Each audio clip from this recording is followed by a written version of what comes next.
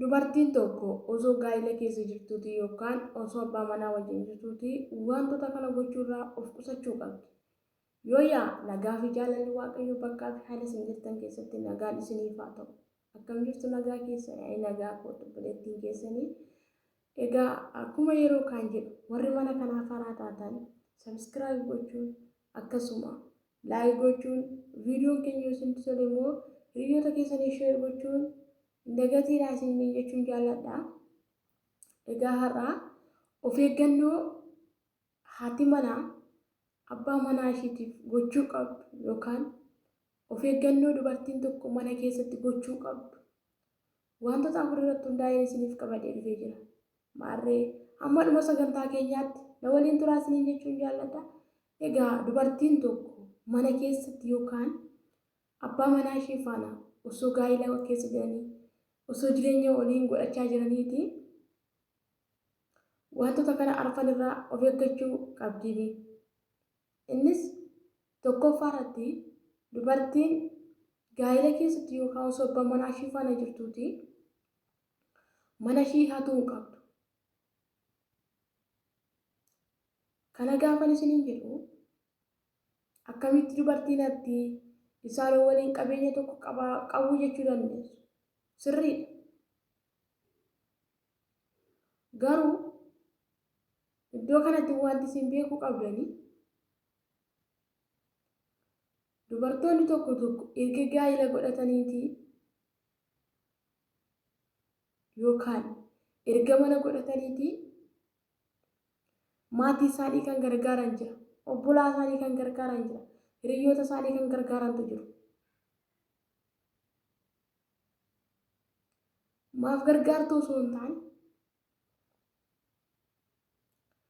kan nuti beekuu qabnu inni guddaan jireenya nuti jiraannu keessatti maatii keenya yoo gargaarre osoo gaa'ela godhatiin dura maatii keenya gargaaruu wayyamu erga gara gaa'elatti dhufneeti maatii keenya gargaaruu wayya. Kanaaf shamarran tokko yeroo baay'ee kan nuti argaa oollu gaa'elli namoota baay'ee kan diigamu dhoksanii abbaan manaa isaanii fi abbaa manaa isaanii malee maatii isaanii gargaaru. Kun immoo jireenya keenya irratti yookaan dinagdee keenya gaa'ela keenya irratti gufuu guddaa qaba. Kanaaf maal gochuu qabna? Fedha abbaa manaa keenyaa malee jireenya keenya hatuu. Maaliif mana sun keessatti anaaf isa qofa kan gahee qabu. Kanaaf kaasinaa walii hatuu hin qabu. Innis maatii isaatti hatuu hin qabu. Anis maatii kootti hatuu hin qabu.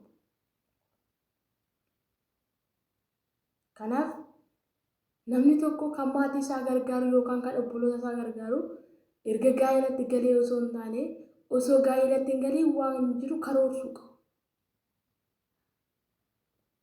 Erga gaa'elatti galee garuu innii fi ati teessanii waliin mari'attanii gargaaruu qabdu.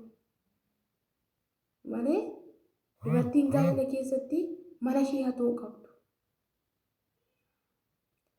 Inni lammaffaa abbaa manaa ofii hamachuu. Kana gaafa isiniin jedhu dubartoonni tokko osoo abbaa manaa faana waliin jiraniiti guyyuma tokko yoo walitti bu'anii deemanii gara hiriyoota isaatti yookaan hiriyoota isheetti hamatu. Kunis gaarummaa isaa xiqqaadha. Maaliif jennaan manni kun waa inni nuu baatee deemu hedduu. Gaafa nuti abbaa manaa keenya faana xiqqoo walitti buune baanii nama biraatti haasofne icciitii mana keenya keessaa ba'a. Kanaaf akkuma manni kun mudaa keenya waan mana kana keessa jiru caccabaa mana keenya keessa jiru nuuf dhoske nutis yoo miidhamnes yoo maal jennes abbaa manaa keenya nama biraatti hamachuu osoo hin taane akka mana kanaatti dhoskuu qabna. Maal gochuu qabna? akka mana kanaatti dhokuu qabna. Maaliif manni kun amma namni gaafa ala isaa laalu hin bareeda malee keessi isaa caccabaa sin baata, gaarii sin baata, yaraa sin baata, waa inni hin baate hin jiru. Kanaaf maal gochuu qabdi dubartiin? Akka mana kanaa taate muudaa fi rakkina mana keessa jiru sun kifir gochuu qabdi, dhokuu qabdi. Inni sadaffaa dubartiin yeroo abbaa manaa isheetiin wal loltu fiigdee alatti bahuu qabdu. Kana gaafa isiniin jedhu fakkeenya tokko isinii fudhadha. Biyya keenya namatu jira wal fuudhanii dhirsaafnitiin yeroo hunda wal lolu turan. Yeroo hunduma baqatti manni maatii ishiitti dhiyoo jira. Saniin booda guyyaa tokko abbaa manaa ishii wal lolanii osuma fiiganiiti mana maatii ishiitiin gahe.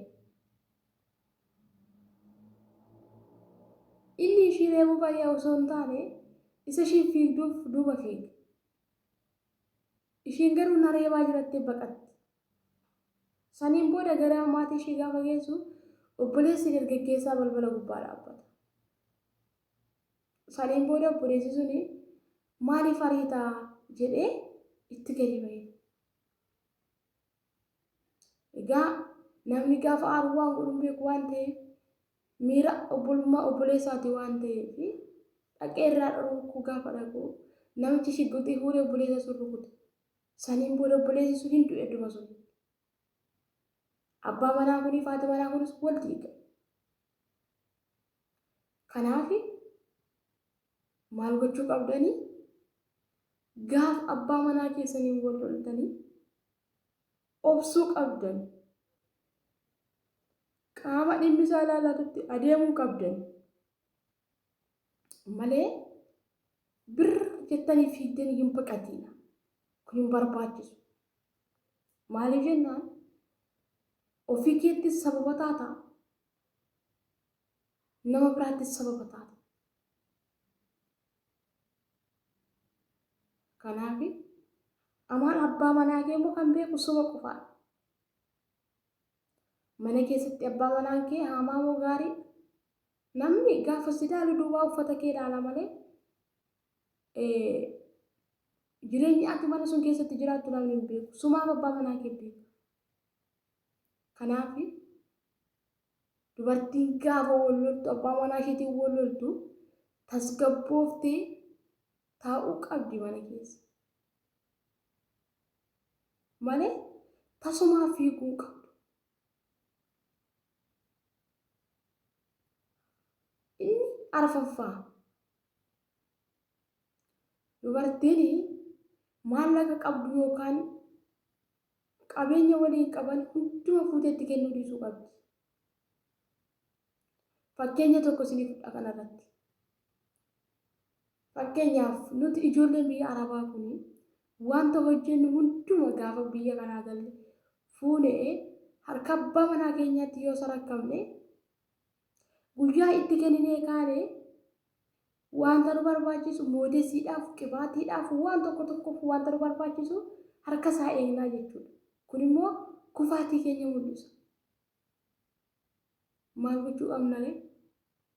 Nuti dubartiin yookaan hojii tokko uumachuu qabna yookaan immoo qabeenya sun hundumaa itti kennina osoo hin taane wanta harka keenyatti nu barbaachisu godhachuu qabna.